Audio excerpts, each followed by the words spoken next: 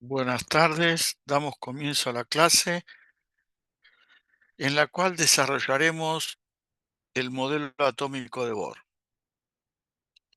En algún sentido, el modelo de Bohr es el resultado de unir las ideas de Rutherford vinculadas al modelo planetario, que tenían una lógica explicación o contenían una lógica explicación de la dispersión de partículas alfa por una lámina delgada de oro, y las fórmulas que primero Balmer, luego Rydberg y Paschen desarrollaron para describir el espectro de emisión del hidrógeno.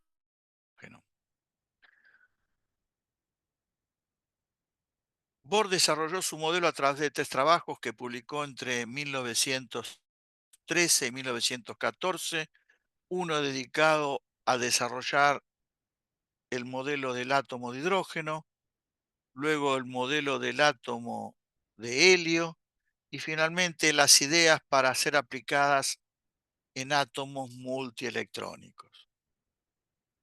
Sin embargo, las evidencias experimentales se llevaban bien con el modelo de Bohr aplicado a un solo electrón. Si uno piensa en la tabla periódica, tiene que el único átomo con un solo electrón es el hidrógeno. Y por lo tanto parecería que finalmente el modelo de Bohr no es tan trascendente, ya que solamente podría explicar uno de los átomos de la tabla periódica. Sin embargo, el hecho de que hablemos de átomos con S es debido a que, salteando un poquito el proceso histórico, el hidrógeno demostró tener dos isótopos, el deuterio y el tritio. El deuterio, además de un protón, en el núcleo tiene un neutrón, y el tritio, además de un protón, dos neutrones. Es decir, los isótopos de un elemento dado, en este caso el hidrógeno, difieren del hidrógeno en la estructura del núcleo y en particular en el número de neutrones. Los isótopos comparten, no son iguales, pero comparten las propiedades físico-químicas que tiene el hidrógeno. Ya con esto alcanzaría para justificar por qué hablamos de átomos con S. Sin embargo, uno puede ir a otros elementos de la tabla periódica, el helio, que también tiene isótopos, el litio, que también tiene isótopos, y poder revisar estos átomos con el modelo de Bohr para un solo electrón, siempre y cuando, a través de un proceso externo que oportunamente vamos a discutir, se le pueda quitar electrones como para que el átomo quede con uno solo. Es decir, este proceso se llama ionización. Al helio o a los isótopos del helio, que tiene dos electrones, habría que quitarle uno. Sería una simple ionización. En cambio, al litio o los isótopos del litio, que tienen dos electrones, tendría que ser doblemente ionizado. Y si así uno lo quisiera, podría seguir con los otros elementos de la tabla periódica. Estos átomos que adecuadamente ionizados se le puede aplicar el modelo de Bohr, reciben el nombre de átomos hidrogenoides. Una cosa importante a tener en cuenta en los átomos hidrogenoides es que el número de protones va cambiando y justamente el cambio en el número de protones determina el cambio del elemento en la tabla periódica. El ordenamiento de los átomos en la tabla periódica se hace con el llamado número atómico Z, que tiene que ver con la cantidad de protones que hay en el núcleo. El helio, que es el segundo elemento en la tabla periódica, tiene dos protones. El número atómico, que se representa con la letra Z mayúscula, es 2. El litio es el tercer elemento, tiene tres protones y por lo tanto el número atómico Z es 3. Y así uno podría seguir con el ordenamiento de la tabla periódica. Pero a su vez también aumenta el número de átomos al cual se le puede aplicar el modelo de Bohr, porque se pueden sintetizar átomos en el laboratorio, átomos que por los procesos que tienen lugar con las partículas que intervienen son inestables, es decir, existen en la naturaleza durante un intervalo de tiempo muy pequeño. Durante ese intervalo de tiempo podrían ser utilizadas las ideas de Bohr. El positronio es un átomo que está formado por un positrón y un electrón. Si bien es cierto el positrón y el electrón, como ya oportunamente vimos, se van a terminar inevitablemente aniquilando, dependiendo la manera como intercambian energía y cantidad de movimiento, pueden antes de aniquilarse pasar por un paso previo, que es el de formar el átomo de positronio, como a través de alguno de los problemas de la guía van a ver ustedes. Ese átomo, mientras exista, antes de que el positrón y el electrón se terminen aniquilando, también puede ser tratado con el modelo de Bohr. Si bien es cierto que las evidencias experimentales que surgen del modelo de Bohr solamente se adaptan bien para átomos con un electrón, la razón por la cual vamos a desarrollar completamente el modelo de Bohr no solamente es para mostrar cómo se aplica a átomos con un electrón, sino porque el funcionamiento del átomo, como en el día de hoy vamos a ver en parte, que establece Bohr, va a trasladarse a los modelos que van a superar al modelo de Bohr. El modelo de Bohr terminó siendo reemplazado y en los modelos que reemplazaron al modelo de Bohr, la idea de cómo funciona el átomo sigue respondiendo a la manera como indicó Bohr. Esa es la verdadera razón por la cual el modelo de Bohr se lo discute con bastante detalle. Aunque solamente, repito, lo aplicaremos a átomos con un solo electrón, por lo menos en el comienzo. La semana que viene hablaremos qué pasa con los átomos multielectrónicos y el modelo de Bohr. Cuando uno ve el trabajo original de Bohr, va a encontrar que tiene cuatro principios que nosotros vamos a llamar cuatro hipótesis.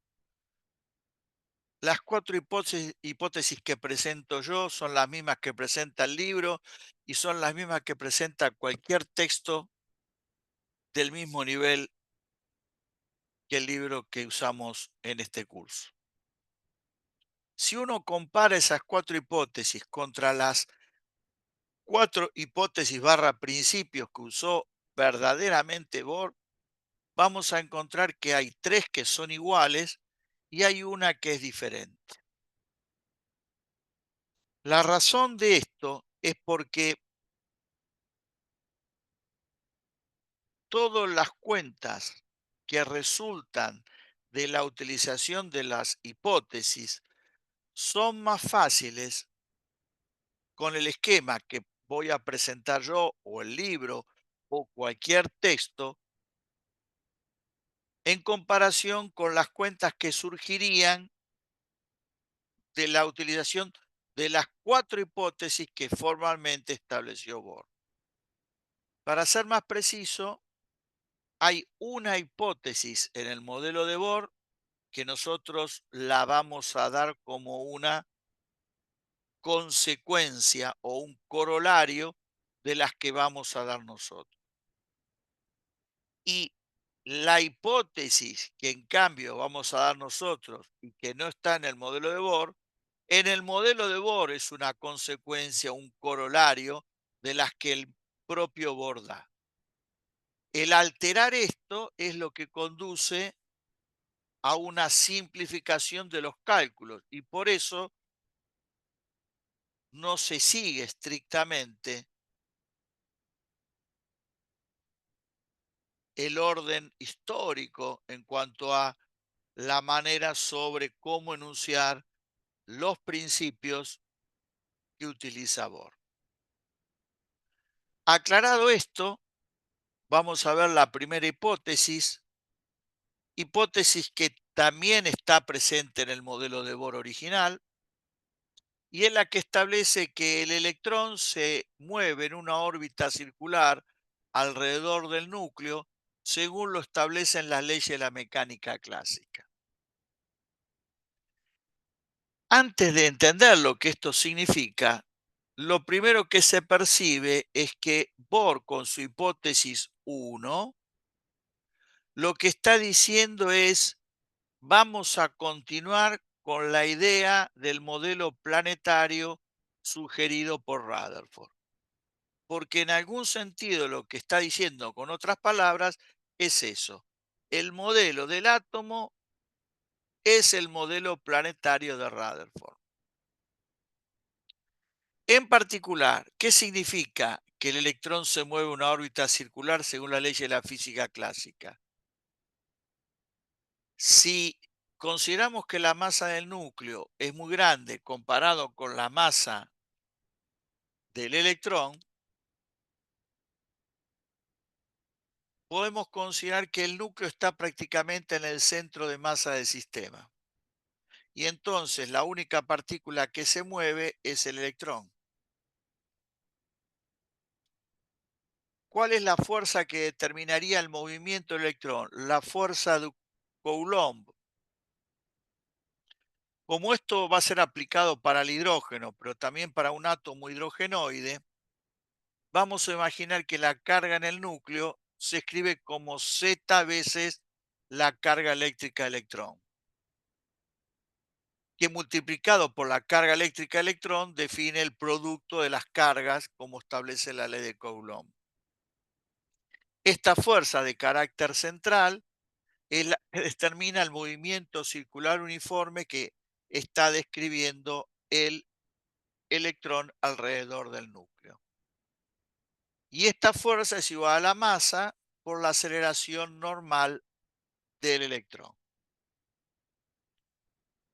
El hecho de que estemos usando la teoría de Newton tiene que ver con el hecho de que además, para Bohr, el módulo de la velocidad es menor que un décimo de c y por ende no es necesario hacer correcciones relativistas para entender el funcionamiento de su modelo.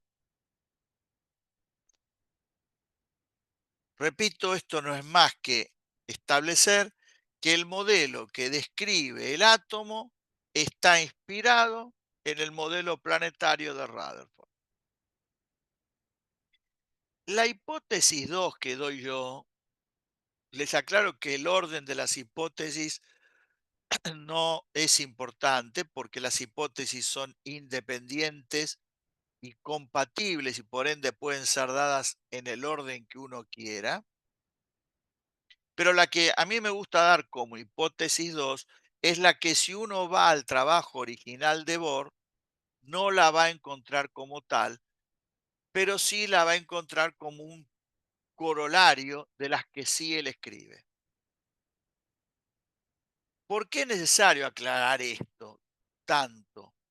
Porque la hipótesis uno tiene una idea clara sobre en qué se pudo haber inspirado Bohr para establecerla, el modelo planetario de Rutherford.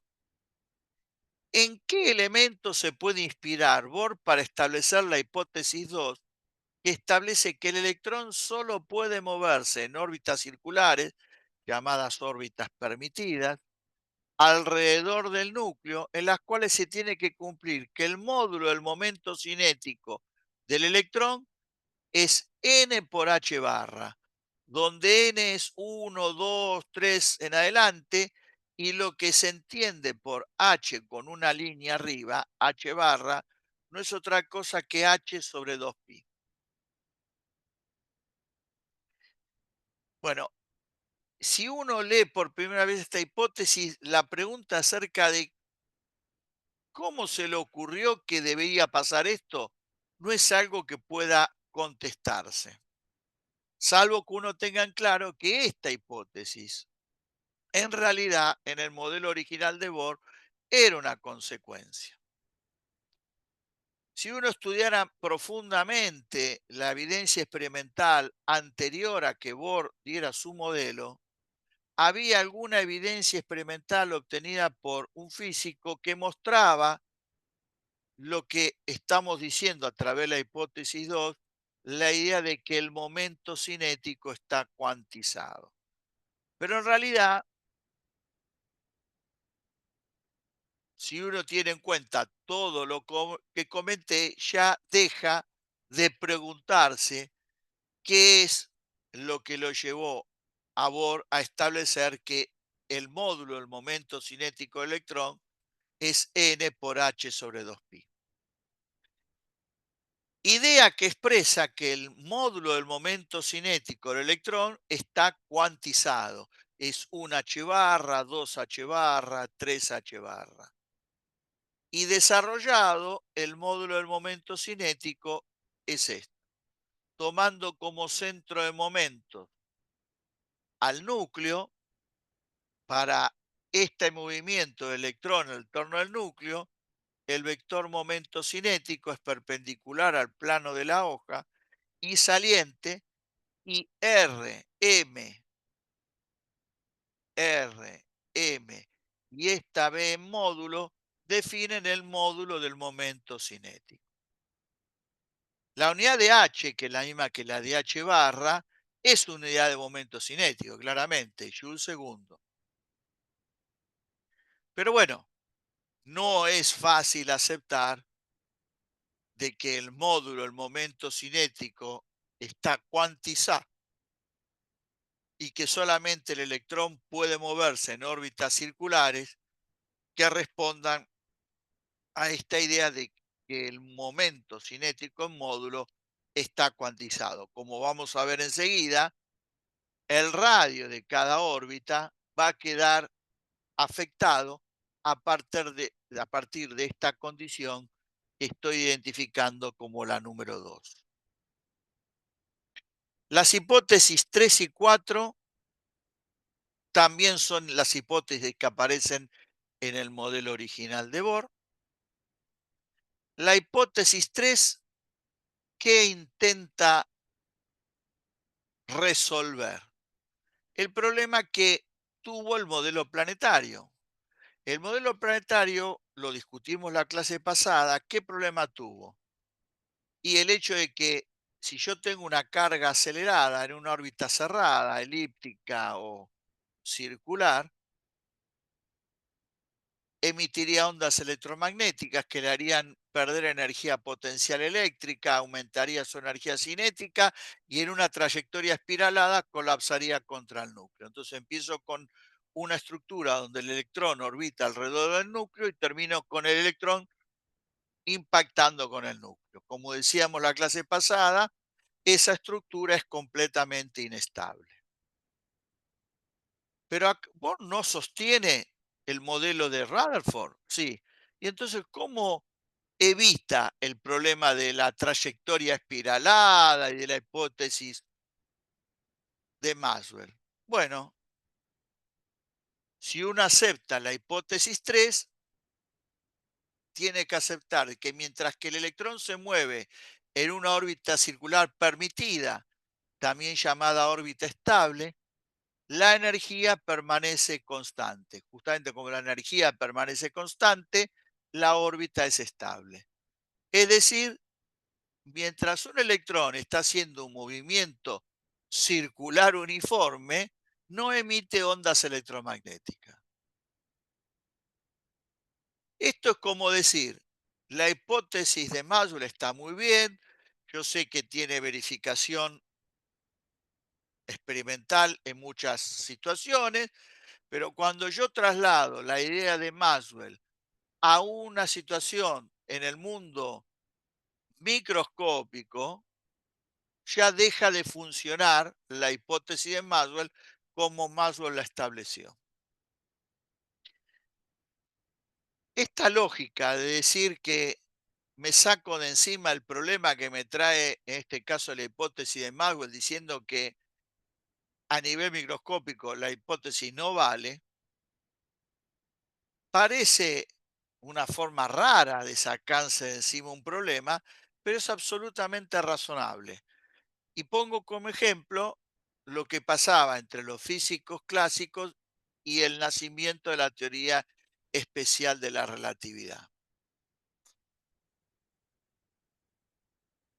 Los físicos clásicos razonaban que en el mundo cotidiano, donde las velocidades claramente tienen un valor bastante menor a c, puedo describir lo que ocurre con la teoría de Newton.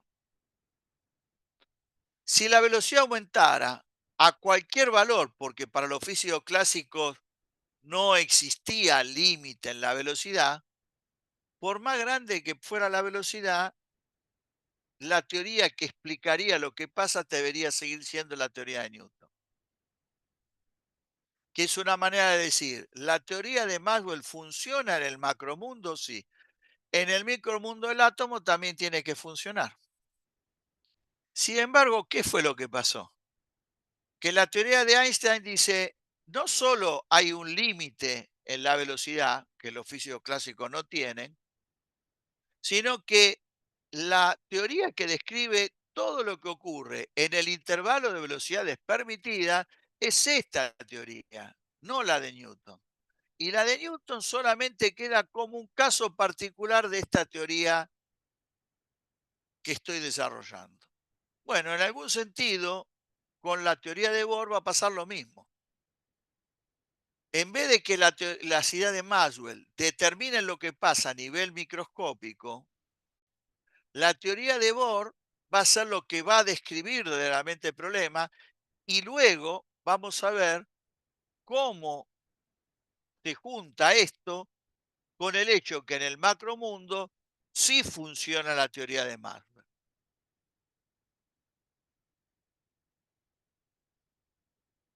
Hablar de que la energía permanece constante en el dominio del átomo implica hablar de que la suma de la cinética más la potencial eléctrica es lo que es constante.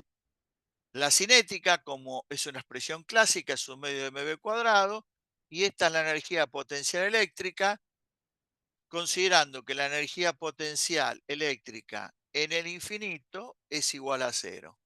Y como son partículas de carga diferente, la energía potencial es negativa.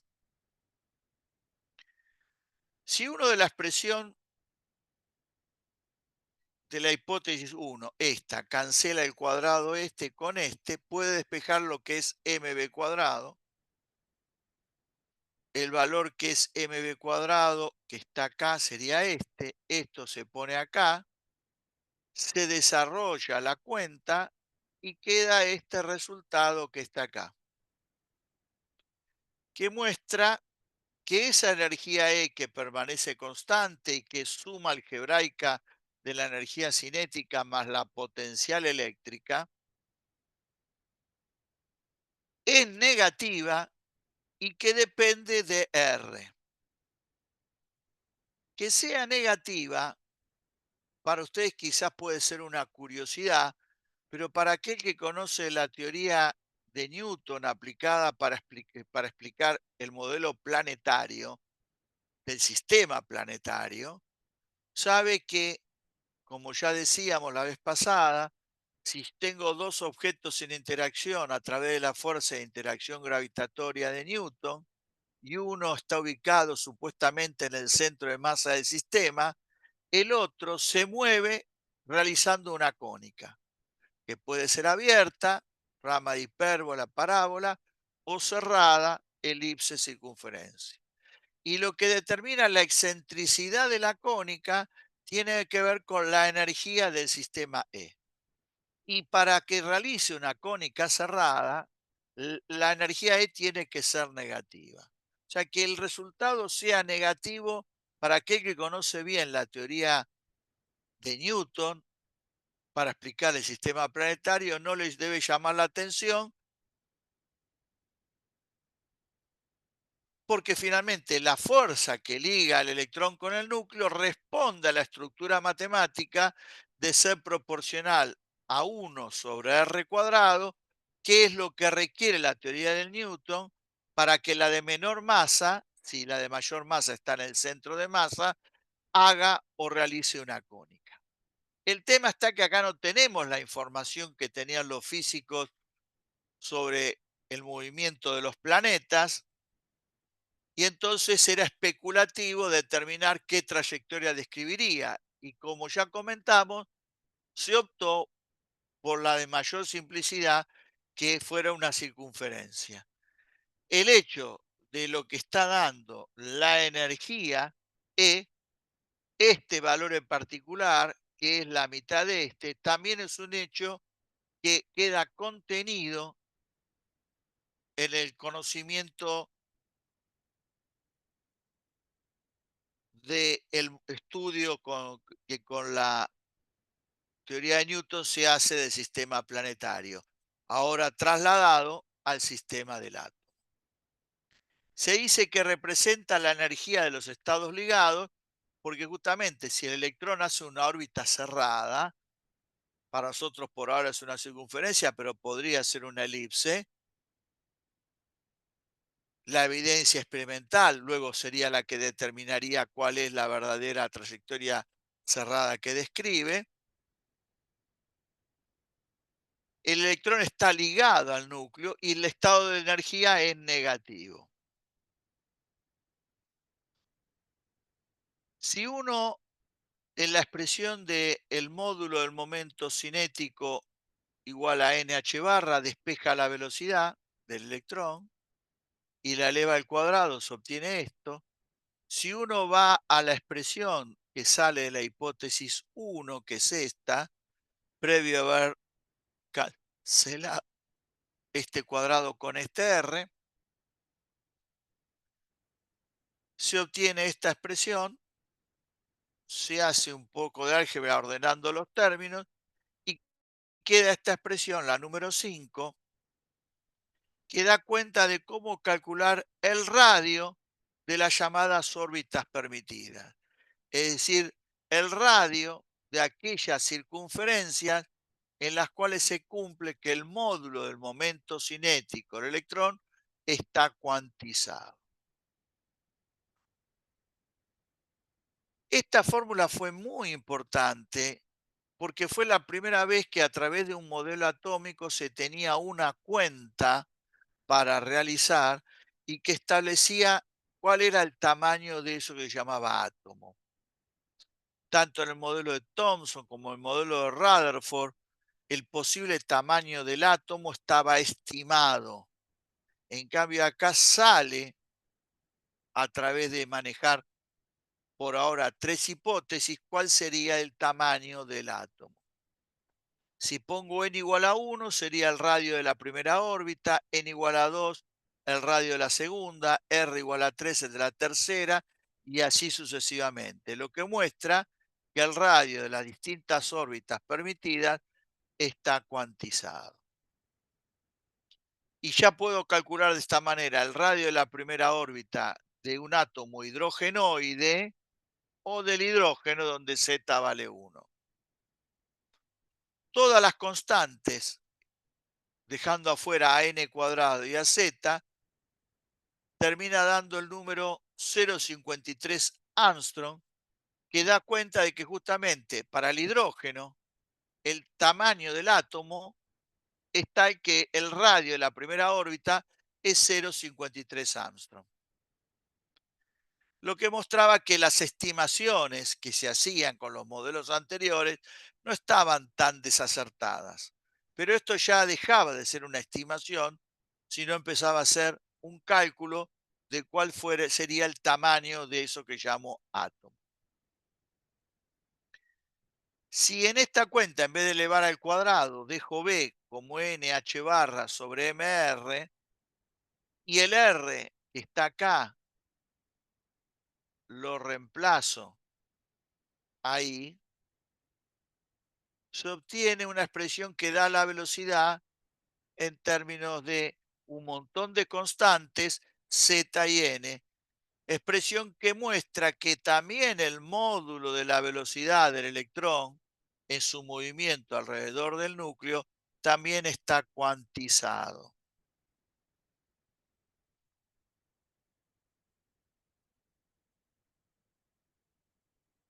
Al estar cuantizado el radio y estar cuantizada la velocidad, queda cuantizada la energía potencial eléctrica y la energía cinética. Y al estar cuantizada la energía cinética y la energía potencial eléctrica, está cuantizada la energía E. Cosa que también se puede ver a partir de que E solamente queda en términos de R, y si R está cuantizado, la energía total E también está cuantizada. El modelo de Bohr fue el primer sistema físico en donde todas las magnitudes que utilizo para describirlo tienen la característica de estar cuantizadas. Por hipótesis, como hemos visto, está cuantizado el módulo del momento cinético del electrón, luego está cuantizado el radio de las órbitas permitida, el módulo de la velocidad, la energía cinética, la energía potencial eléctrica y la energía E. El n, que vale 1, 2, 3 en adelante, es el único número cuántico que tiene el modelo de Bohr, que luego en el modelo superador al de Bohr va a ser el que va a adoptar la denominación de número cuántico principal. Si en la expresión de la energía, la que forma, acá está expresada como fórmula número 4, reemplazamos la expresión del R y hacemos un poco de álgebra, queda esta expresión que da muestra de que la energía de los estados ligados no solamente es negativa, sino de que también está cuantizada. Si uno hace la cuenta de todas las constantes que están entre líneas de puntos, aparece el número mágico 13,6 electron-volt. ¿Y por qué digo número mágico? Porque este valor de la energía, en realidad menos 13,6 electron-volt, fue ampliamente verificado experimentalmente. Y es más, este valor e inclusive esta expresión que da los niveles de energía en un átomo hidrogenoide, en el hidrógeno, en cualquier átomo al cual se le pueda aplicar el modelo de Bohr, va a ser revalidada por el modelo superador.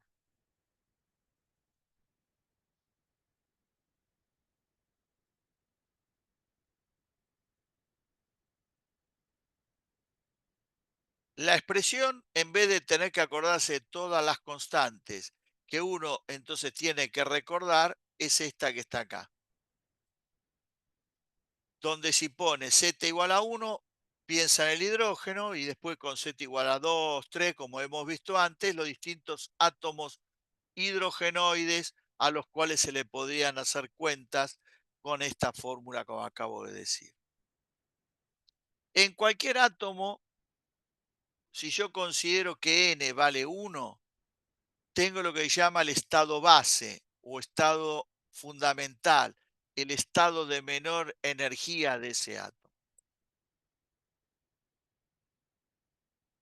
Los estados con n igual a 2 o superior a 2, 2, 3, 4, 5, determinan los llamados estados excitados.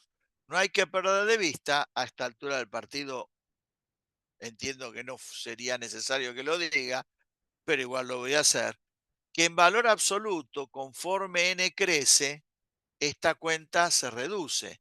Pero como tengo un menos delante, implica a medida que aumenta n que la energía es cada vez mayor. Y no solamente si aumenta n, aumenta la energía, sino también aumenta el radio. En la expresión del radio que está acá, el n al cuadrado está en el numerador, por lo tanto aumenta n, significa que el electrón está orbitando a una distancia mayor del núcleo. Y cuanto más lejos orbita del núcleo, más energía tiene ese átomo.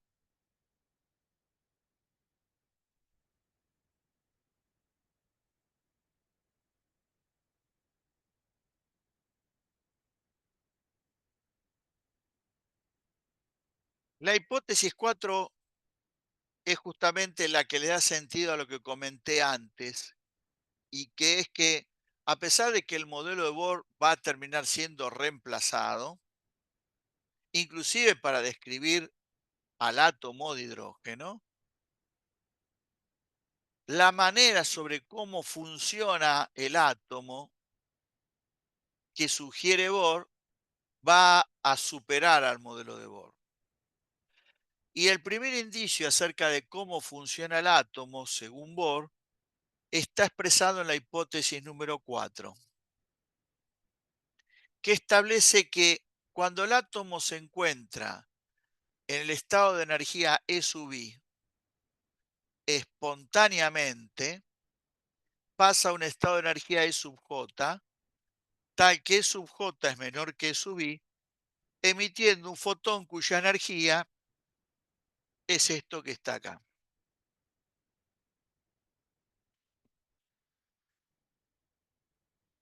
¿De qué me habla la hipótesis 4? ¿De qué tiene que pasar en el átomo para que el átomo emita?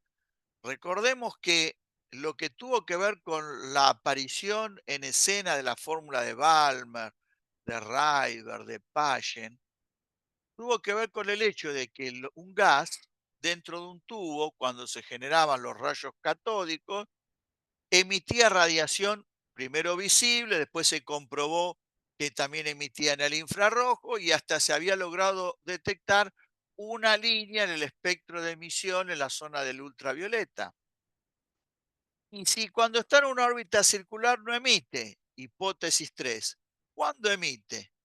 Bueno, emite cuando espontáneamente pasa de un estado de energía EI a un estado de energía EJ menor, que equivale a pasar de una órbita circular de radio RI a una órbita circular de radio menor RJ, o de un número cuántico NI a un número cuántico menor NJ. Este proceso se conoce con el nombre de desexcitación. Desexcitarse implica pasar de un estado de mayor energía a uno menor. Y el proceso es completamente espontáneo. ¿Qué significa que el proceso sea espontáneo? Significa que el átomo pasa, como se suele decir, salta de una órbita de radio RI a una órbita de radio RJ cuando le da la realísima gana. No hay nada que uno pueda hacer para impedir esto. ni con acción de campos eléctricos, la temperatura. Uno puede evitar, controlar o modificar el proceso por el cual, cuando le da realmente la gana al átomo, pasa de un estado de mayor energía a un estado de menor energía. Todo eso se expresa diciendo que el proceso es espontáneo. O como también se suele decir, el átomo pasa del estado EI al estado EJ realizando un salto cuántico. Salta de acá a acá. Salta de la órbita RI circular a la órbita de radio menor RJ. ¿Cuál es el gran colorario de estas cuatro hipótesis? Si aplico la fórmula que vimos de los niveles de energía en la fórmula esta de acá,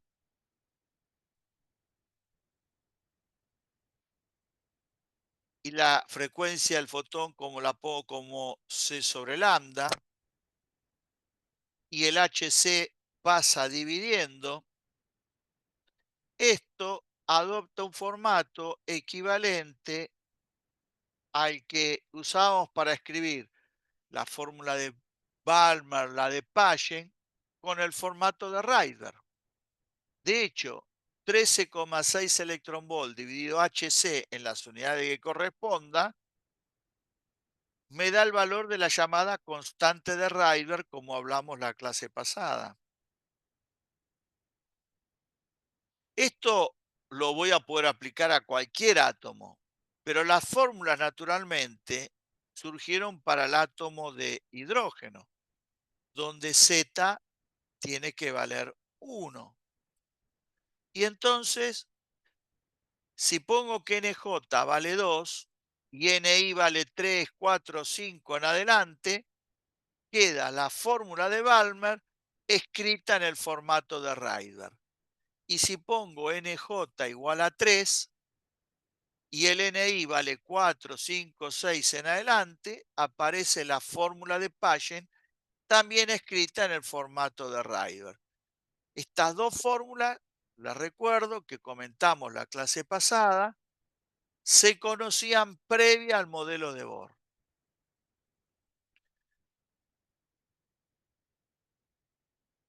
Pero el conocimiento ahora físico de esta fórmula llevó a qué pasa si el n, por ejemplo, en la fórmula de Balmer, supera el 7 o el 8. Recuerden que con n igual a 3, n igual a 3 daría la línea de color rojo, con n igual a 4 la línea de color verde azulado, con n igual a 5 la línea de color más azul, con n igual a 6 la línea de color violeta, que son las cuatro líneas que más fácilmente se pueden observar y se observaban en el siglo XIX en el espectro de emisión del hidrógeno. Pero con espectrómetros de mejor calidad se podían llegar a observar algunas más líneas de color violeta hasta que después aparecía oscuridad completa. Y entonces esas otras líneas de color violeta se le podía calcular su longitud de onda poniendo el número cuántico 7, 8, 9, hasta que llega un momento que uno con el valor del número cuántico NI que coloca ya da longitudes de onda en la zona del UV. Con espectrómetros adecuados se pudo medir longitudes de onda en el UV diferentes a la única que se conocía antes del modelo de Bohr que había medido Lyman. Y las que se empezaron a medir no se correspondían con la que había medido Lyman, pero sí se correspondían con usar la fórmula de Balmer y seguir poniendo n's y adecuados. Por eso la fórmula de Balmer no solamente explica el visible, sino también una parte del UV. La línea de Lyman, la única que él había medido antes de que aparezca el modelo de Bohr, aparece si el NJ vale 1 y el NI vale 2. Pero después aparecían otras líneas del imán, o sea, otras líneas del UV, que no formaban parte de la fórmula de Balmer y sí formaban parte de la fórmula del imán, modificando el NI, haciéndolo valer 3, 4 en adelante. Por eso, con la serie de Balmer y la serie de Lyman, se terminó explicando la parte visible y la parte del UV del espectro de emisión del gas hidrógeno. Y también se podrían explicar, con este mismo análisis, la parte visible, infrarrojo y UV de los gases hidrogenoides, como hemos planteado. El infrarrojo que había determinado Paschen respondía a esta relación de NI-NJ. Pero claramente con la mejora de los espectrómetros se encontró que había más líneas en el espectro de emisión del infrarrojo y que ya no quedaban contenidas en la fórmula de Paschen. Y entonces se determinó que había tres regiones del infrarrojo: el cercano, el medio y el lejano, y esto tiene que ver con la proximidad de las longitudes de onda a la línea de color rojo. Si es cerca al color rojo, es el cercano, si no medio, si no lejano. Y para describir todo el espectro de emisión en el infrarrojo, fueron necesarias tres series. La de Paschen, conocida en el siglo XIX, y luego, inclusive del modelo de Bohr, la de Brackett y la de Pfund, que completan describiendo el infrarrojo medio y lejano. Estas cinco series terminan completando y justificando el espectro de emisión del hidrógeno y constituyen las llamadas series espectrales del hidrógeno.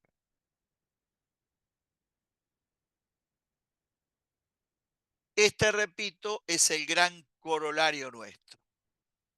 Simplemente para completar lo que vine diciendo, cuando uno va a ver el trabajo original de Bohr, donde describe el átomo de hidrógeno, una de las hipótesis, la que yo identifiqué como distinta, es la que dice que se cumple la ley de Balmer y de Paschen. Es decir, Bohr veía que esas leyes no tenían origen físico, sino matemático, pero tenían la particularidad de describir perfectamente el espectro de emisión. Por lo tanto, puso como hipótesis que el modelo del átomo que uno va a describir, en este caso, en su primer trabajo, fue el del átomo de hidrógeno, debería cumplirse las fórmulas tanto de Balmer como la de Paschen.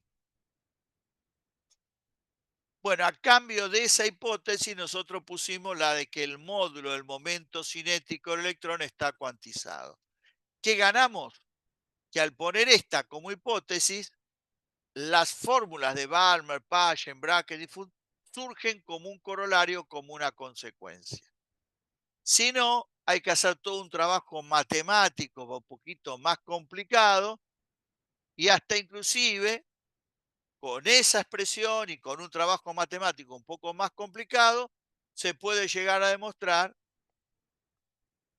la cuantización del módulo del momento cinético del electrón.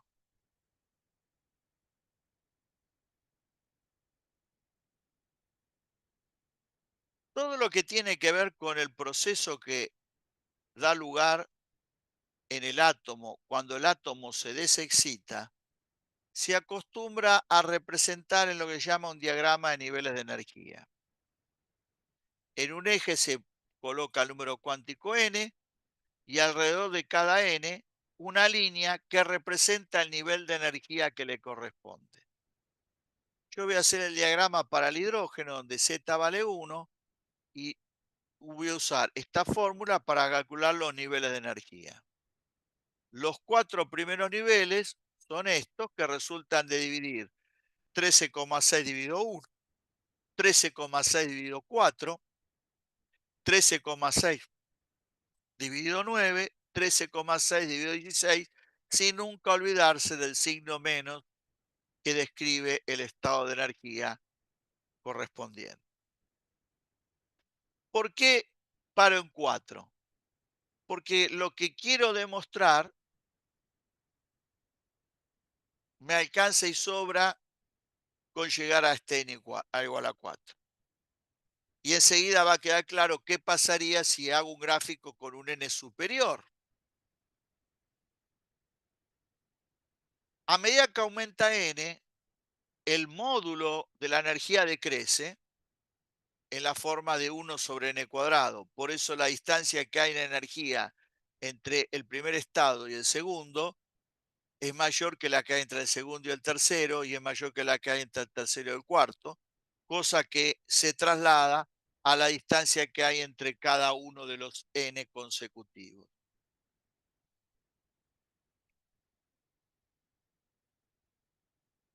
Supongamos que yo tengo un átomo en estado n igual a 4. ¿Qué implica que la desexcitación es espontánea? Que cuando se le da la gana pasa de un estado de mayor energía, se encuentra en el 4, a un estado de energía menor. Eso es lo que dice la hipótesis 4. Ahora, ¿cuáles son los estados de energía menor en este caso?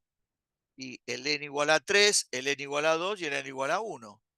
Y entonces, ¿a qué nivel de energía pasa? Bueno, el carácter espontáneo del proceso también involucra el aceptar de que el átomo puede pasar de 4 a 1 y cumple con la hipótesis 4, pero también podía pasar de 4 a 2. Pero resulta que E2 es un estado excitado y por lo tanto espontáneamente podría seguir el proceso y pasar a 1. Pero podría pasar de 4 a 3 y de 3 a 1 o de 4 a 3, de 3 a 2 y de 2 a 1. ¿Por qué todos los procesos los termino en 1? Porque E1 es el estado base o fundamental, es el estado de menor energía, es el único estado no excitado. Y entonces ya no hay más posibilidad de que pase un estado de energía menor y se desexcite emitiendo un fotón. ¿Qué es lo que estoy sugiriendo entonces? Que estando el átomo en un nivel de energía dado, todas las maneras diferentes de cómo desde ese estado terminan en el estado n igual a 1 son todos los mecanismos de desexcitación que pueden tener lugar y que son compatibles con la hipótesis 4. Imagínense que yo trabajo con n igual a 10. Primero tengo problemas para hacer el dibujo porque entre un nivel, el 9 y el 10, la energía es muy, pero muy pequeña la diferencia y comienza a ser cada vez más pequeña porque en un caso tengo que hacer 13,6 dividido 81 y en otro caso tengo que hacer 13,6 dividido 100. Entonces no solamente se me comprimen los niveles de energía, sino que estando en n igual a 10, todos los caminos posibles que podría tener que tener en cuenta para llegar a 1. Bueno, son tantos que aunque sepa de esto, la posibilidad de olvidarme alguno, poner dos veces el mismo salto está siempre presente y no porque uno no lo sepa, sino porque la cantidad de transiciones permitidas es enorme. Por eso alcanza y sobra para entender lo que uno está queriendo mostrar con este esquema que dibuje desde n igual a 4 en adelante. ¿Cuántos mecanismos diferentes hay de desexcitación? 4. Un átomo, ¿qué camino sigue? En principio, no tengo la menor idea de cuál es el que va a seguir.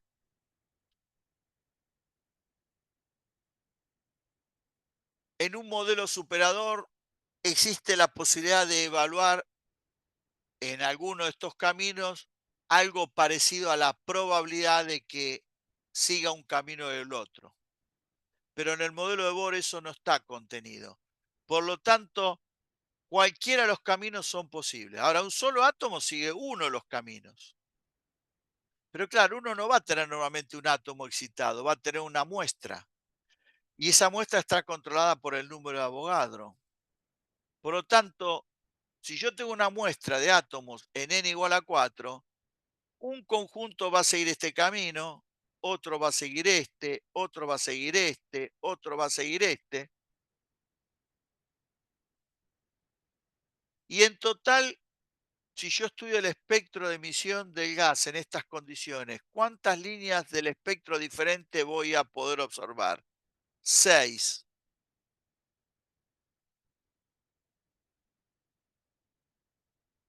No estoy diciendo cuántos fotones se emiten, porque la cantidad de fotones que se emiten no es algo que formalmente uno pueda contestar,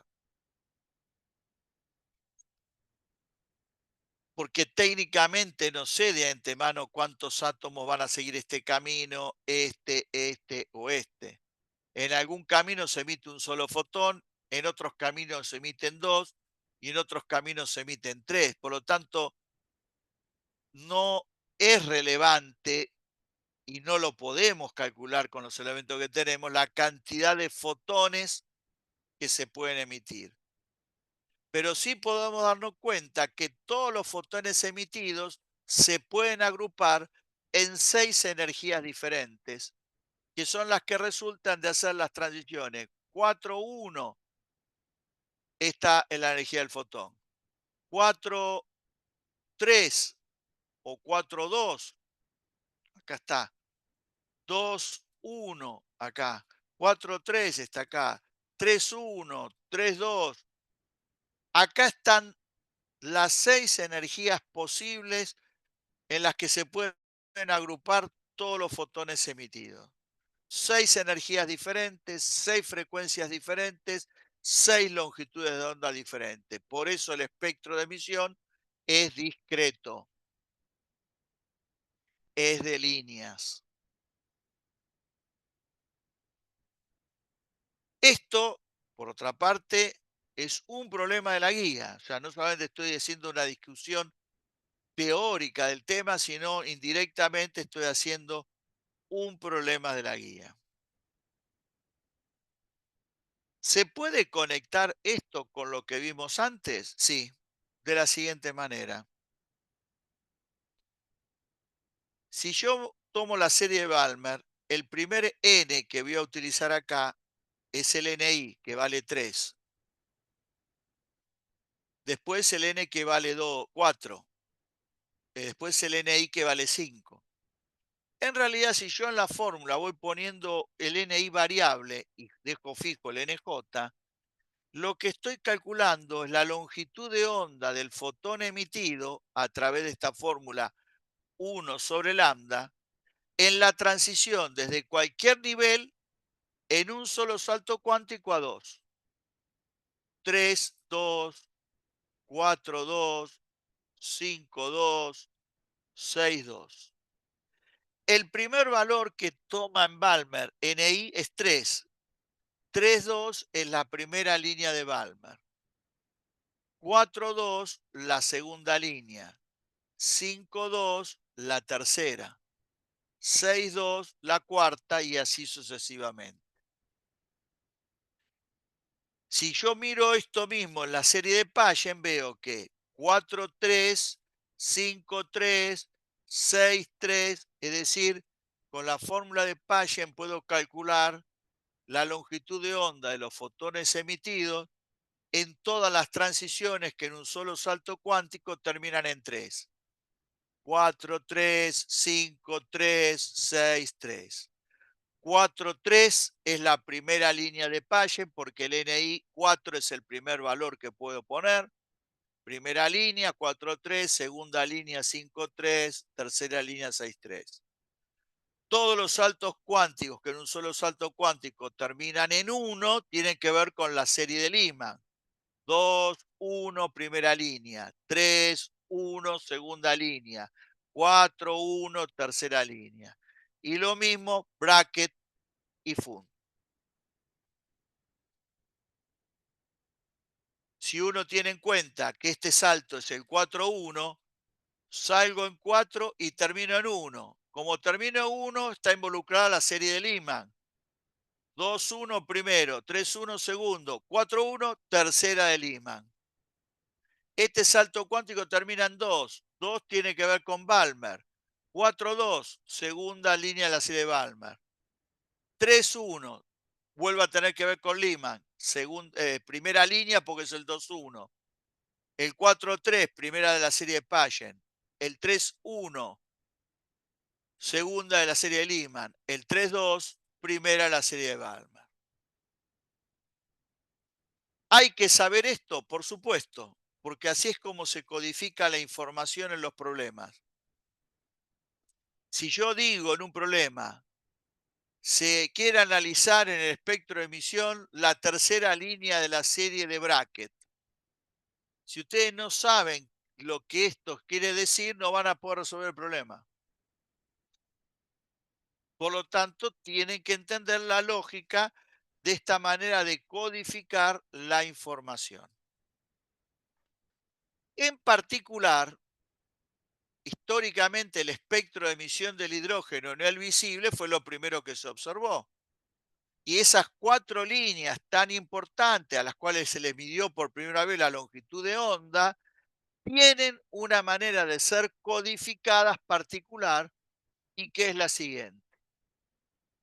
La línea que corresponde al salto cuántico 3,2 es la H alfa, 4,2 la H beta, 5,2 la H gamma, 6,2 la H delta.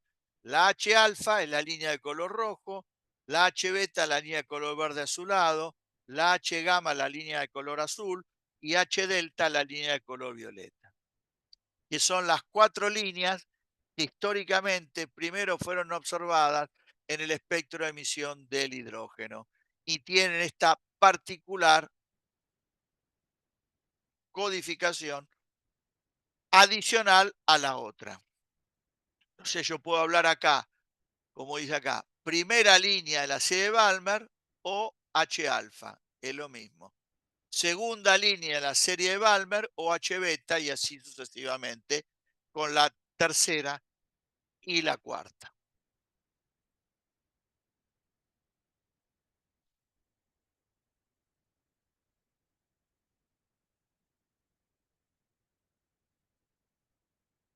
Antes de seguir, ¿alguna pregunta? Paloma,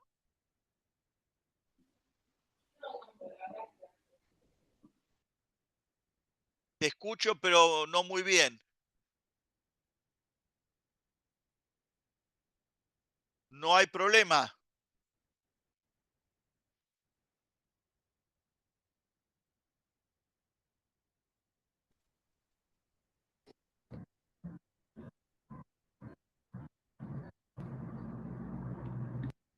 ¿Escucha? Hola. Sí, ahora perfecto, te escucho. Sí, sí. No, que por ahora se van teniendo todo perfecto. Bueno, entonces seguimos con la próxima consideración. En el siglo XX, la tecnología de los espectrómetros cambió drásticamente y aumentaron lo que se llama el poder de resolución de los instrumentos. Y entonces, ¿qué pasó? Los resultados que predecía el modelo de Bohr, que con espectrómetros menos precisos ajustaban muy bien, cuando se hicieron mediciones más controladas y precisas de la longitud de onda, empezó a haber diferencias entre el valor que daba el modelo teórico y el valor experimental. Y entonces se le hicieron al modelo diferentes retoques con el objetivo de que la correspondencia vuelva a ser tan buena como era en un comienzo. Hubo varios intentos de corregir. De todos los intentos, nosotros vamos a ver solamente 2 que tienen la particularidad de no solamente funcionar con el modelo de Bohr, como recién lo acabamos de discutir, sino que también pueden funcionar en el modelo superador, que va a ser primero el modelo de Schrödinger y luego el modelo que surge de la noción del spin que incorpora Dirac. La primera corrección es la que llamamos por energía cinética de retroceso del átomo. Primero tiene que quedar en claro que, según lo que acabamos de ver, el átomo emite cuando pasa de un estado de mayor energía EI a un estado de menor energía IJ, y la energía del fotón emitido es la variación de energía interna del átomo. Internamente el átomo pasa, cuando se le da la gana, del nivel EI al IJ, y toda esa energía se convierte en la del fotón. Esta es la idea de Bohr. Ahora, si uno hace un análisis similar al siguiente, alguien va a disparar un proyectil con un arma. ¿Qué es lo que sabe el que va a disparar el arma? Que cuando dispare el proyectil, el arma va a retroceder, va a ir para atrás, y lo tiene que tener cuidado para no lastimarse la cara debido al retroceso del arma al momento de disparar.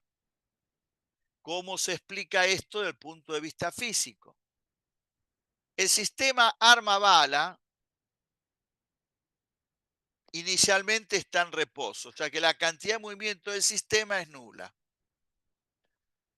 Las fuerzas que podrían explicar cómo es que la bala sale expulsada son fuerzas interiores, y por lo tanto estas fuerzas no son las que modifican el comportamiento del sistema.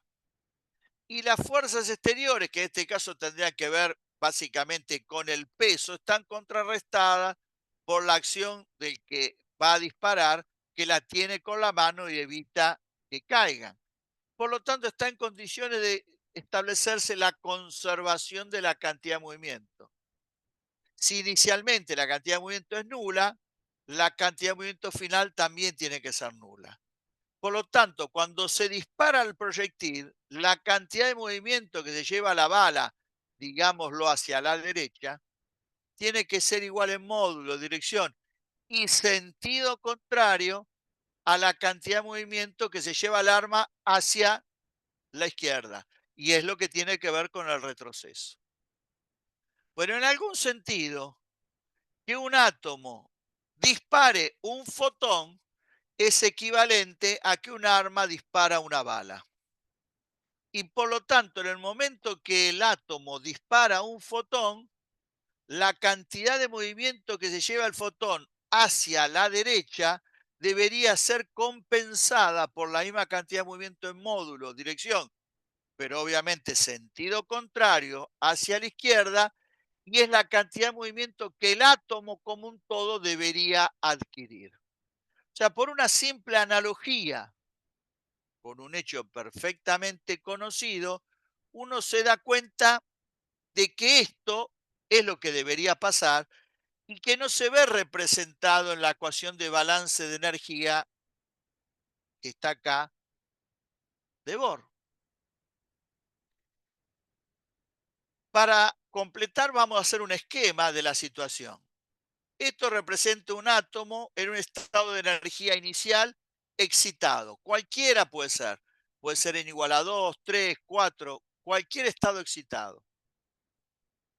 El átomo como un todo podría tener energía cinética, pero eso no va a cambiar la idea. Lo que va a hacer es, va a agregar un factor más, que nos lo sacamos de encima si consideramos que el átomo inicialmente está en reposo, pero excitado. O sea, internamente el electrón está orbitando a una distancia determinada del núcleo, pero el átomo como un todo está quieto. Esa sería la idea.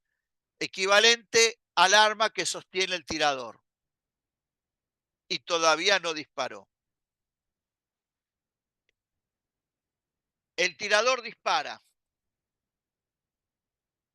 el átomo emite.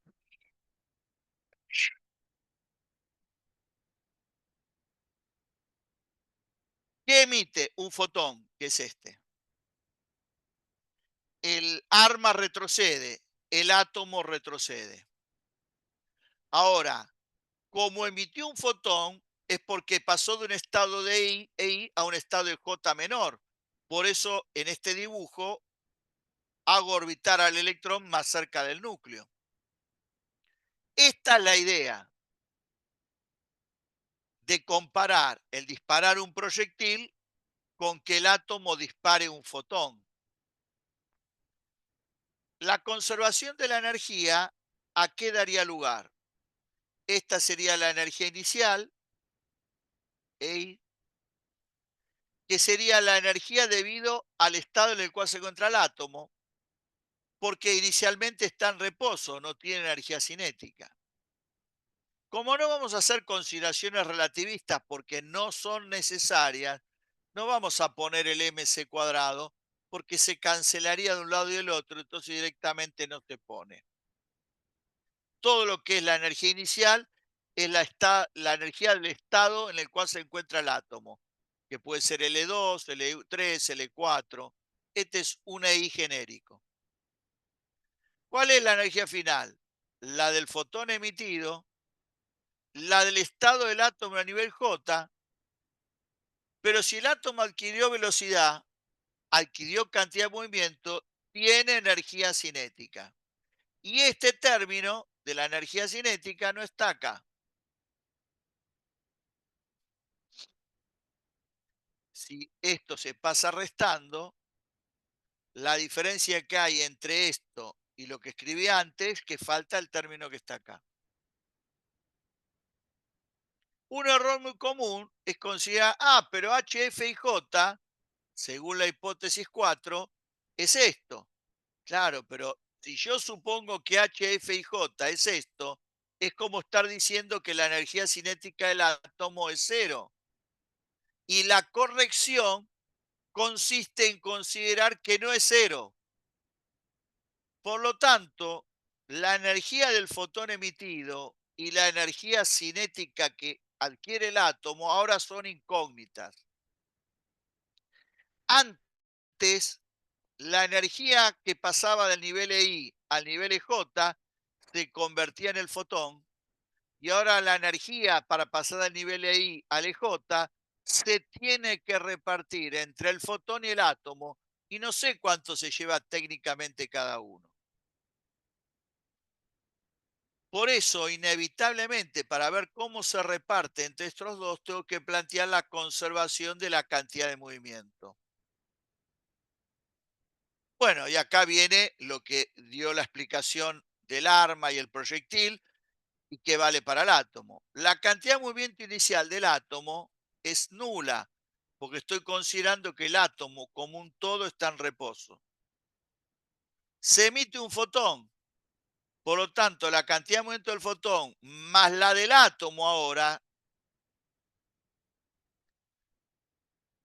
tienen que ser el vector nulo, lo que implica que la cantidad de movimiento del átomo y la del fotón son de igual módulo, igual dirección y sentido contrario, que es lo que justifica el dibujito que hemos hecho acá y que además me muestra la lógica comparación con el problema de disparar un proyectil con un arma.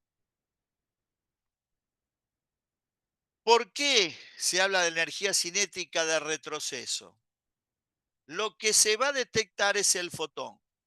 Esto simbólicamente está representando la detección del fotón. Desde la lógica del que detecta el fotón, el átomo que inicialmente estaba en reposo como un todo, ahora se mueve hacia la izquierda. Por lo tanto, se aleja, retrocede. Desde la lógica del que está mirando al fotón emitido. Por eso esta energía cinética se dice que es de retroceso.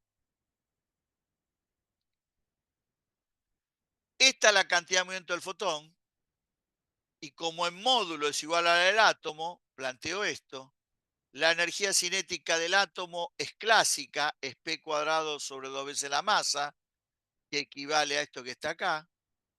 Si esta es la energía cinética y lo reemplazo en esta ecuación, es esto. Y si reordeno los términos, me queda una muy linda ecuación de segundo grado en la energía H por F.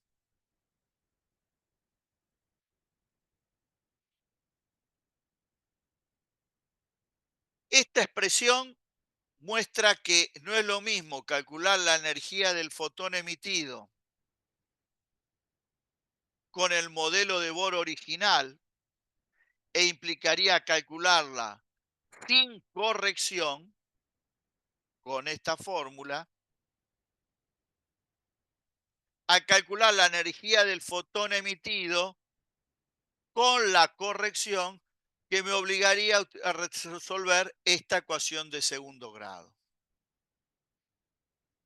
Hay varios problemas en la guía que justamente pide comparar la energía, la frecuencia, la longitud de onda del fotón emitido sin tener en cuenta la corrección, que es con la idea que vimos hasta hace un rato, o teniendo en cuenta la corrección, que implicaría razonar de esta manera y resolver esta ecuación. El tiempo que hay que invertir en un caso y en el otro es completamente distinto. Por eso es muy importante saber si uno tiene que usar o no la corrección. Bueno, esto no va a ser un tema de adivinanza. En los problemas claramente se va a indicar en forma explícita o en forma implícita, que el alumno tiene que darse cuenta que está dicho eso en el enunciado, si tiene que usar o no la corrección. Pero nunca va a tener que dudar de y que la uso o no la uso. Si duda es porque no sabe, porque en el enunciado del problema tiene que estar claramente indicado si hay que usar o no la corrección correspondiente. Ahora, ¿por qué Bohr no tuvo en cuenta esto? Que no sabía el problema de la velocidad de retroceso del arma y demás. Sí, por supuesto. Pero la especulación que hacía Bohr era que el átomo tenía una masa tan, pero tan grande, que el átomo se podía llevar la cantidad de movimiento suficiente para que se conserve la cantidad de movimiento y que sea despreciable completamente la energía cinética. Yo para mostrar esto suelo hacer lo siguiente.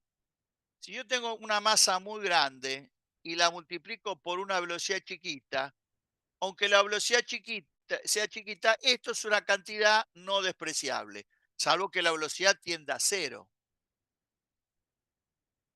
Esto sería la cantidad de movimiento que se lleva el átomo, que se la tiene que llevar para compensar la cantidad de movimiento del fotón. Ahora, si a esto lo vuelvo a multiplicar por una velocidad muy chiquitita y lo divido por 2, esta cuenta va a poder ser despreciable. Porque al multiplicar otra vez por un número chiquito, sin que sea cero o tendiendo a cero, me achica mucho el numerador y después lo divido por 2, no hay ningún problema entonces para que uno considere no despreciable la cantidad de movimiento y sí despreciable la energía cinética. Y esto es lo que razonó Bohr. Y las cuentas están alineadas con esta idea. El tema es que cuando uno calcula la diferencia en longitud de onda, esa diferencia da del orden del Armstrong. Si uno considera el modelo sin corregir con el modelo con la corrección.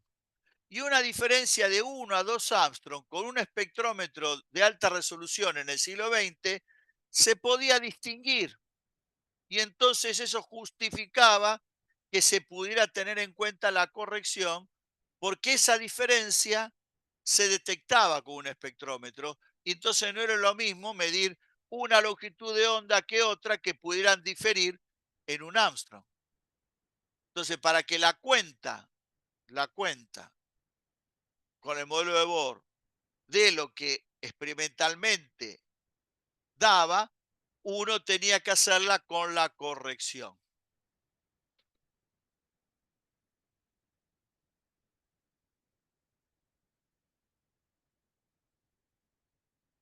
La otra corrección que vamos a tener en cuenta se llama corrección por masa nuclear finita.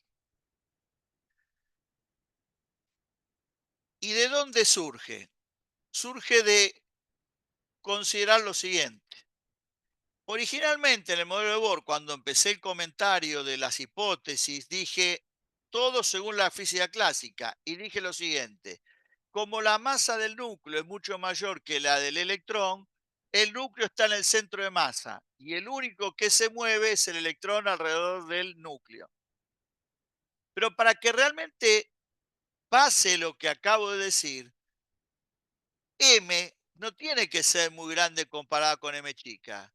Tiene que ser infinitamente grande. Y acá el problema es que M es grande, pero no infinitamente grande. Entonces no es del todo cierto que necesariamente el núcleo esté en el centro de masa. ¿Y qué pasa si el núcleo no está en el centro de masa? Por acción de la fuerza de Coulomb, el núcleo y el electrón orbitan alrededor del centro de masa con diferentes radios.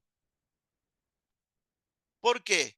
Y porque el centro de masa de un sistema formado por dos partículas está en la recta de acción que une las dos partículas, entre medio de ambas y siempre más cerca de la de mayor masa. El electrón orbita alrededor del centro de masa con r chica y con esta velocidad en módulo.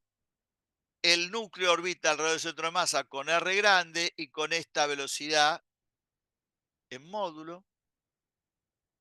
Y si uno revisa las tres hipótesis que vimos, tienen que ser modificadas. ¿Por qué? Y porque en la ley de Coulomb lo que importa es la distancia entre partículas. Antes la distancia de partículas era r, porque la de mayor masa estaba en el centro de masa. Ahora tengo R chica y R grande, y esta es la manera de escribir la fuerza de Coulomb. ¿Esto qué sigue siendo? La masa por la aceleración normal del electrón. Si yo tomo como centro de momentos al centro de masa, el vector momento cinético del electrón y el momento cinético del núcleo son dos vectores de la misma dirección y sentido. Los dos saldrían del plano del dibujo y los módulos se deberían sumar. Y entonces lo que tiene que ser igual a n por h barra, lo que tendría que estar cuantizado es la suma de los módulos del momento cinético del electrón y el momento cinético del núcleo.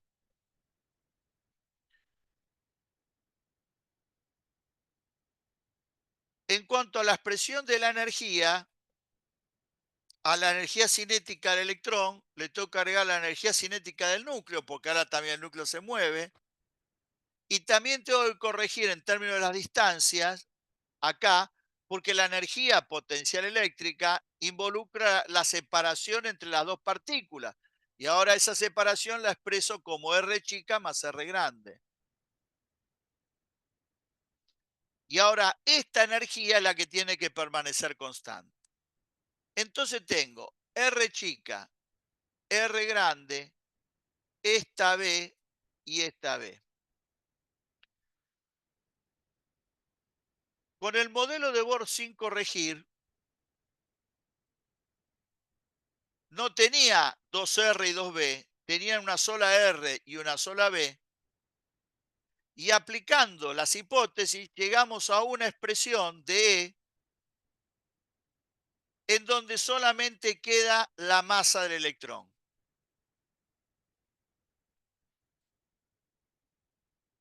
Se puede hacer algo parecido acá y tratar de trabajar matemáticamente la cosa y llegar a una expresión que no contenga ni a R chica, ni a R grande, ni a esta B, ni a esta B en módulo, pero que va a quedar expresada en términos de algo más complicado que la masa del electrón. Pero para poder hacer eso, necesito una ecuación más. Hay distintas maneras de cómo escribir esa cuarta ecuación para tener un sistema de 4 ecuaciones con 4 incógnitas.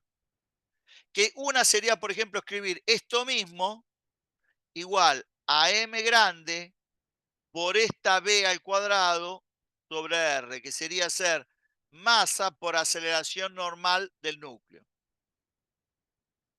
Yo, en cambio, en vez de escribir esta, escribo como cuarta esta otra, que no es más que aplicar la definición de centro de masa a un sistema de partículas y pensar que si estoy en el centro de masa respecto del centro de masa es el vector nulo. Y para que eso ocurra, se tiene que cumplir que m chica por r chica sea igual a m grande por r grande. Si uno hace todo el álgebra, que es sencillo en cuanto a lo que hay que hacer, pero muy largo porque hay que manipular 4 ecuaciones e ir sacando cada una de las incógnitas para llegar a una expresión donde no aparezcan ninguna de las dos R, ninguna de las dos B, en donde la expresión que me va a quedar tiene que ver con la masa, pero con la masa del electrón y la masa del núcleo, en algo que se va a poder escribir de esta manera y se llama la masa reducida del sistema. Esto es justamente un problema de la guía que pide demostrar eso. Claro,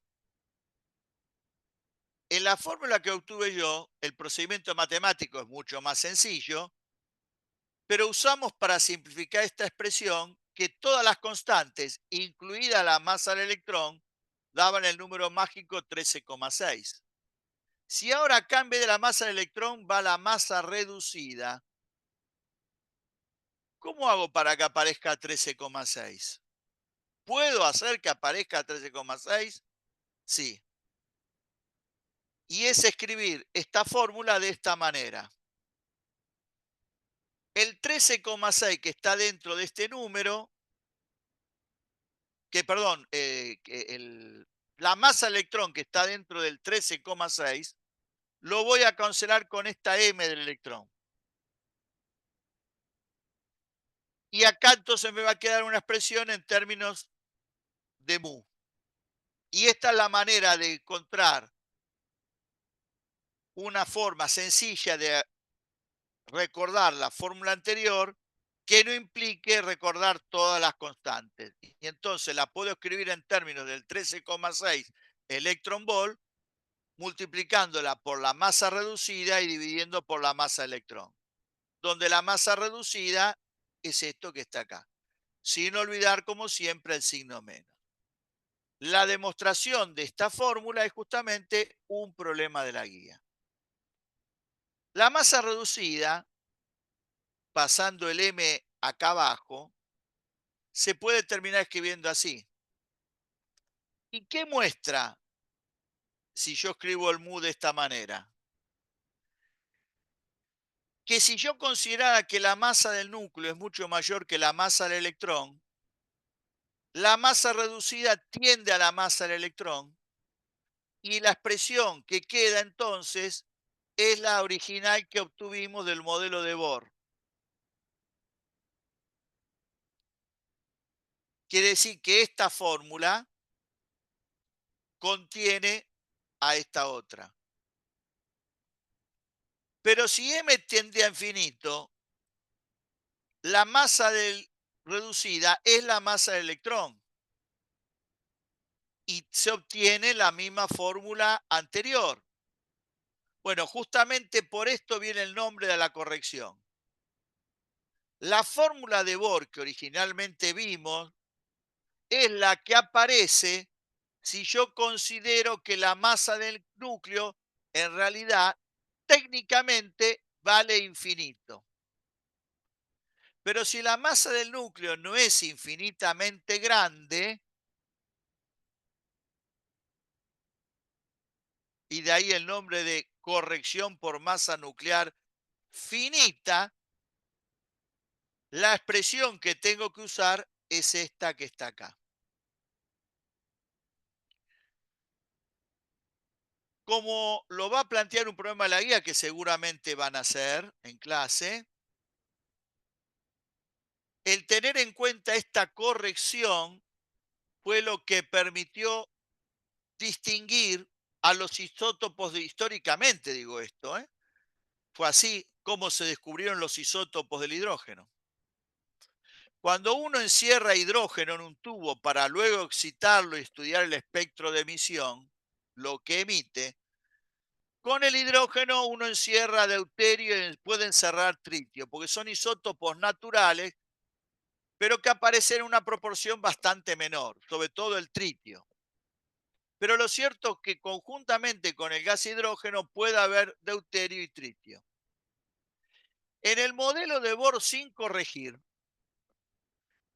cualquier salto cuántico, el 3,2 para el hidrógeno, para el deuterio y para el tritio, me da lo mismo, porque la fórmula que tengo que usar es esta, y no hay nada en esta fórmula que dé cuenta de la diferencia que hay entre el hidrógeno, el deuterio y el tritio. Entonces el salto cuántico 3,2 en los tres átomos es el mismo.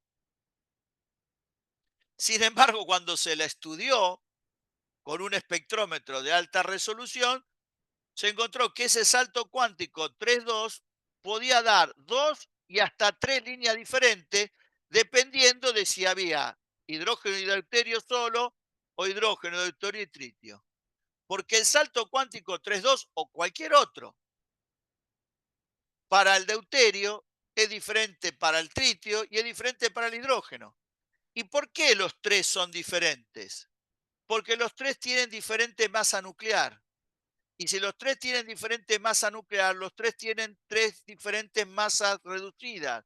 Y si tienen tres masas reducidas diferentes, un mismo salto cuántico da diferente en el hidrógeno, en el deuterio o en el tritio.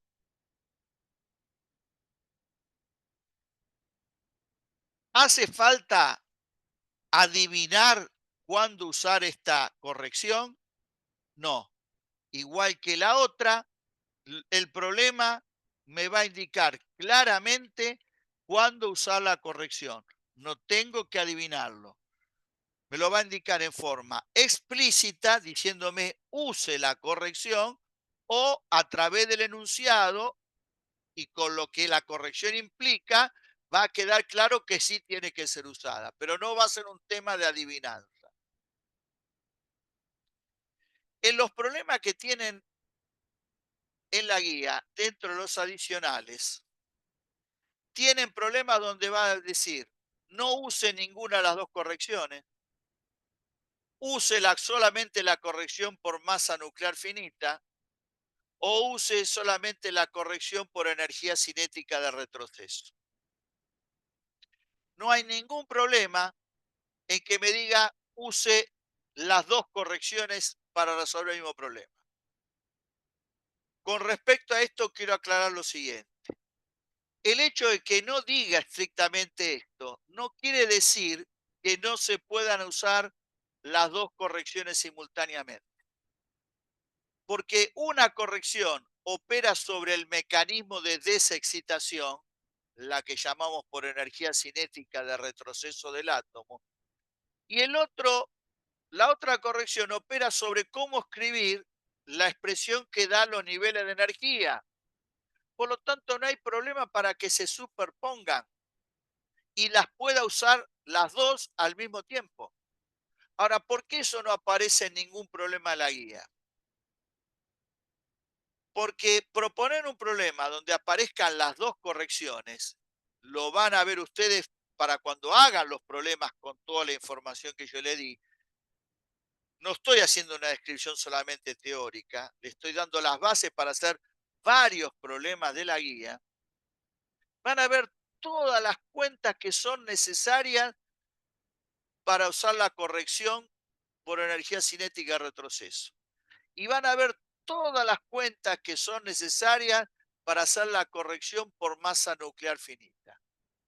Si las dos las pongo en juego, en un problema dado, puede uno quedar enredado haciendo cuenta por más de media hora. Eso hace de que no aparezca ningún problema en donde se superpongan las dos correcciones, salvo que, como puede aparecer y en algún momento en algún examen apareció, que me pidan que use las dos correcciones, pero donde solamente escriba las ecuaciones que debería tener que resolver, aunque no me pidan que las resuelva. Bueno, escribir lo que implica una corrección y lo que implica la otra sin hacer las cuentas, eso sí, alguna vez se ha pedido. Pero lo aclaro porque a veces se queda la imagen completamente falsa de que se pueden utilizar las dos correcciones simultáneamente. Lo reitero, se pueden usar perfectamente.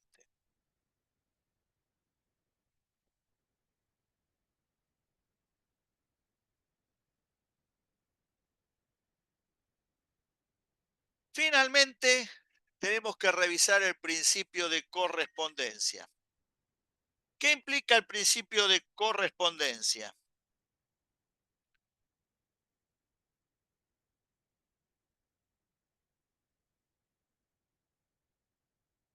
Esto viene a responder a lo que yo planteé en un momento cuando decía,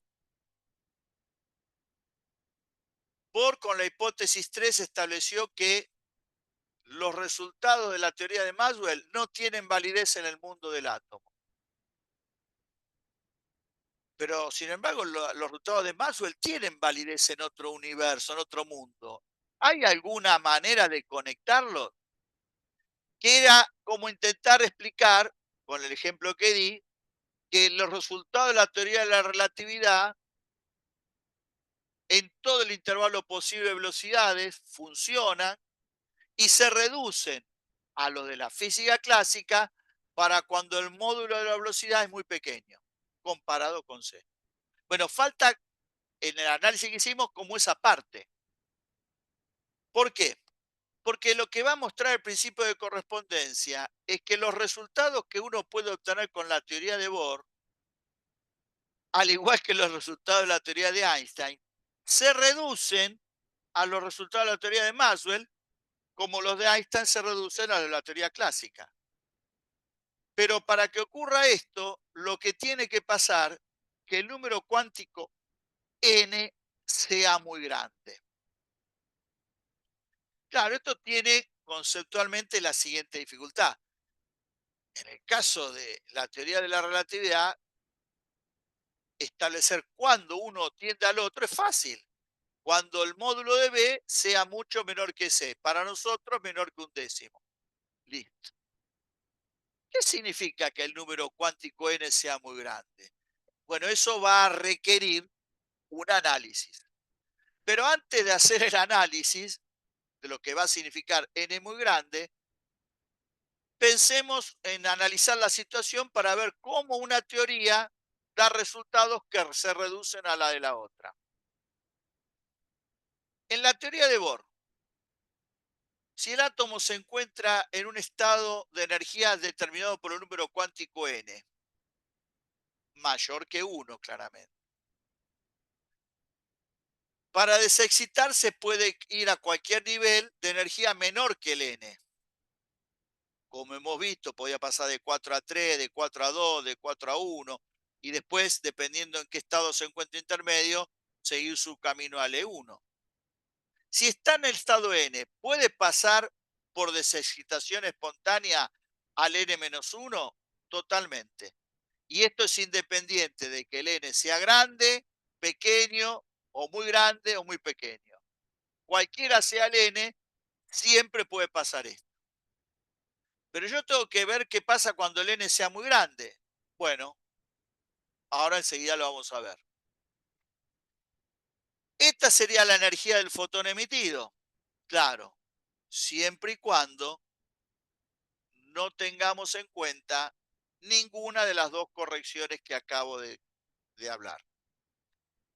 Porque si tuviera en cuenta las dos correcciones, la expresión de E sub n y de E sub n menos 1 no sería ninguna de estas dos, porque no tienen la corrección por masa nuclear finita, y acá tendría que estar incorporando la energía cinética del átomo, cosa que tampoco lo he hecho. ¿Por qué no agrego ninguna de las dos correcciones? Porque para lo que queremos demostrar, las correcciones no aportan absolutamente nada. Es más, lo que hacen es complicar la cuenta para llegar a la misma conclusión que voy a llegar sin tener en cuenta ninguna de las dos correcciones. Esta es la energía del fotón emitido y esta es la expresión de los niveles de energía en términos de las constantes, porque así se acostumbra a escribir para este problema. Saco factor común y me queda para resolver este paréntesis. Este paréntesis lo resuelvo y es esto. Y hasta acá no he usado para nada el hecho de que el n sea muy grande. Esto vale para n pequeño, para n grande. Recién voy a poner la condición de que el n es muy grande cuando diga que 2n menos 1 es prácticamente 2n, n menos 1 al cuadrado por n cuadrado es prácticamente n a la cuarta, y este cociente es prácticamente 2 sobre n cubo. Si en esta expresión el paréntesis, que es esto, lo reemplazo por 2 sobre n cubo y paso el h dividiendo, me termina quedando la frecuencia del fotón emitido, que es esta expresión que está acá, que es un n muy grande. Bueno, el concepto de muy grande o muy pequeño en la física es un concepto claramente relativo, siempre, en cualquier contexto. Y por lo tanto, si no hay un criterio claramente indicado, no tiene ningún sentido decir una cosa es muy grande o muy pequeña. Muy grande o pequeña comparada con quién o con qué criterio. Por ejemplo, la velocidad es grande o pequeña comparada con c. Es un criterio. Y acá, ¿qué es un n muy grande? Si n puede valer 1, 2, 3, 4, claro, pero a medida que n va cambiando y va aumentando, en valor absoluto, el número se hace cada vez más chico. Si, digamos, uso n igual a 100, en módulo, la energía la tengo que calcular como 13,6 dividido 100 al cuadrado, que es lo mismo que decir 13,6 dividido 10.000. Bueno, eso es tan cercano a cero que prácticamente me resultaría imposible determinar un nivel de energía tan cercano a cero y distinguirlo de cero. Y es más, poder distinguirlo de n igual a 101, 102, 103 o n igual a 99, 98, 97, porque todas esas cuentas me dan prácticamente lo mismo y prácticamente cero. Quiere decir que a partir de un cierto valor de n,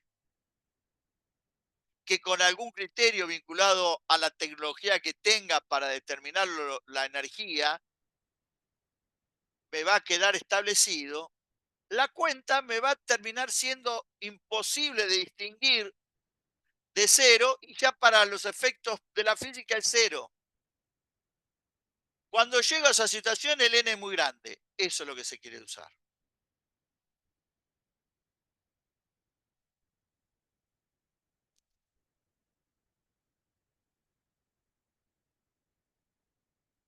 ¿Cómo analizaría este mismo problema en el marco de la teoría de Maxwell?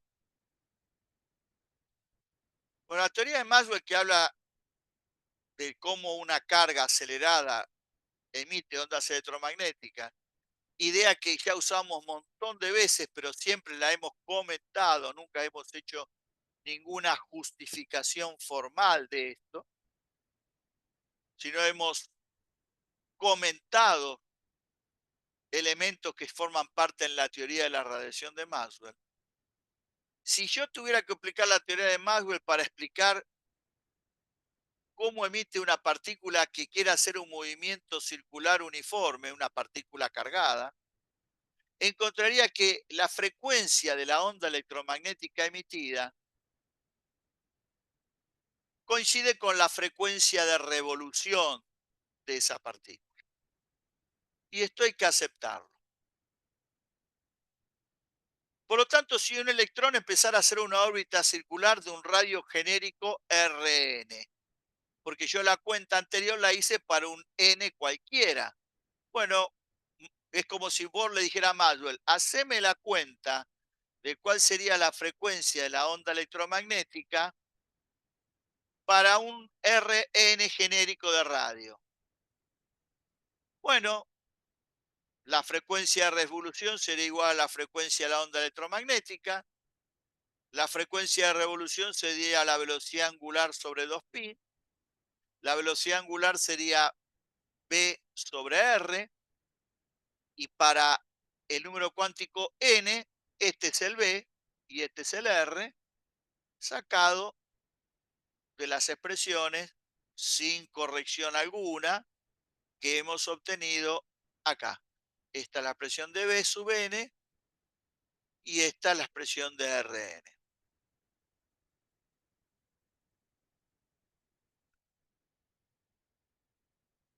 Se hace la cuenta y me da que la frecuencia se escribe así. Teniendo en cuenta que h barra por 2pi es h, acá el h barra cubo se pone como h barra cuadrado por h y se une con este 2pi para que la expresión finalmente quede así. Que si la comparo es exactamente igual a esta.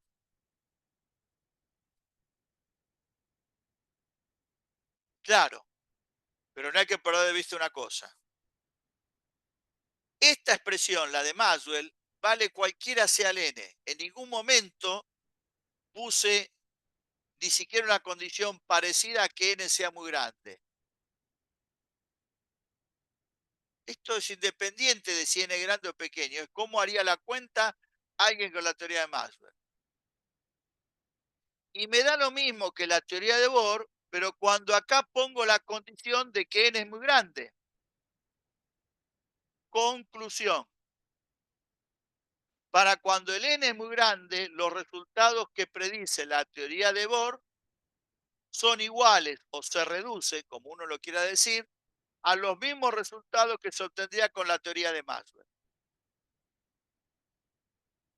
Perfecto. Y si el n es muy grande, por ejemplo, n vale 4, que con la lógica que dije antes está lejos de ser muy grande. El resultado que obtendría con este razonamiento, pero en realidad con esta fórmula, antes de aplicar la corrección por n muy grande, me daría un valor, si hiciera el salto cuántico, 4,3, como está planteado acá entre n y n-1. Si acá pongo n igual a 4, que es lo único que tengo que poner para hacer la cuenta, me va a dar otro valor. Y el valor este, y el que me daría la teoría de Bohr, no van a ser iguales. No. ¿Y cuál es el que es correcto? El que tiene verificación experimental es el de Bohr, no este. Este, para valores de n pequeños, dicho de otra manera, equivalente, ¿no? El valor que me da la teoría de Maxwell aplicada para n pequeño no tiene verificación experimental. Y para cuando el n no es grande, sí y solo sí tengo que, o mejor dicho, siempre tengo que usar el modelo de Bohr. Entonces, el modelo de Bohr lo puedo usar para n grande o n pequeño. Ahora, cuando lo uso para n grande, los resultados que obtengo son bastante parecidos a los que me daría la teoría de Maxwell. Solamente en esa situación. Pero para cualquiera sea el n, tengo que usar la teoría de Bohr. Que es como decir, en el rango de velocidades permitido por la teoría de Einstein, es la teoría de Einstein la que me permite aplicar uno para hacer un problema. Solamente en el caso de que la velocidad sea convenientemente pequeña comparado con c, los resultados que me diera la teoría de Einstein se reducen a la clásica. Y así es como que hay que entender lo que el principio de correspondencia está estableciendo.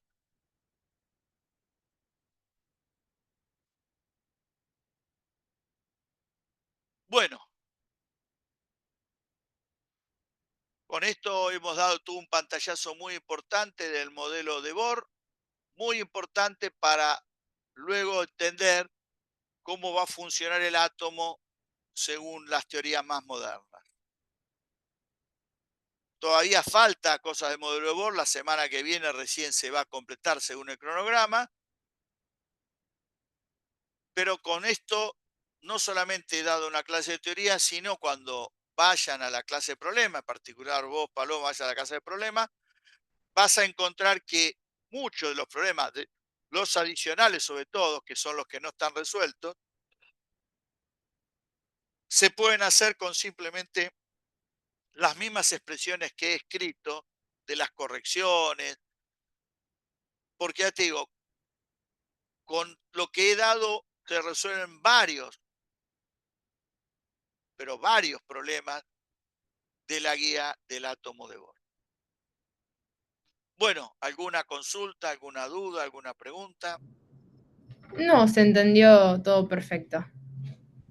Bueno, bueno, entonces yo no tengo más nada para el día de hoy, así que bueno, te espero el próximo día miércoles y que tengas una buena tarde y si festejas, que tengas una muy feliz Pascua.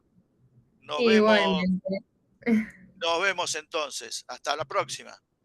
Chao, nos vemos.